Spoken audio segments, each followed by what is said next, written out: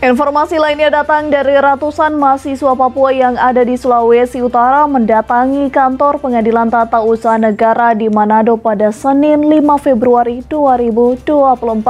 Hal tersebut guna mendukung memori banding yang dilakukan masyarakat Auyu Poven guna menyelamatkan hutan dan adat Papua. Gerakan solidaritas untuk selamatkan hutan dan adat Papua, sedikitnya ratusan mahasiswa Papua yang terbagi di Manado, Tondano, dan Tomohon menggalang 806 petisi untuk mendukung memori banding yang dilakukan masyarakat Auyu Poven di PT UN Manado.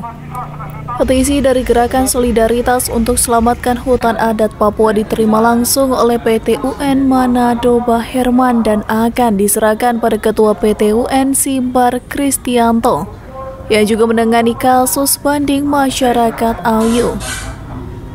Salah satu dari 6 poin dalam petisi tersebut dibacakan Eli Mosip meminta majelis hakim untuk netral dalam memutuskan hasil banding dan berharap memenangkan masyarakat Auyu yang hendak memperjuangkan tanah dan hutan adat Papua.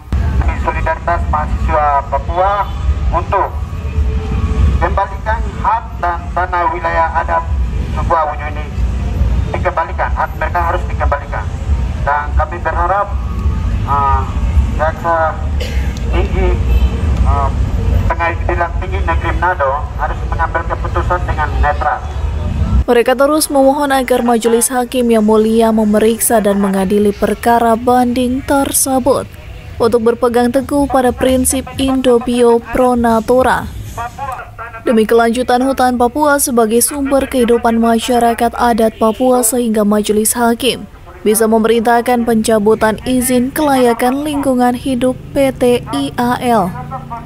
Brian Numbo melaporkan untuk Kawanoa TV.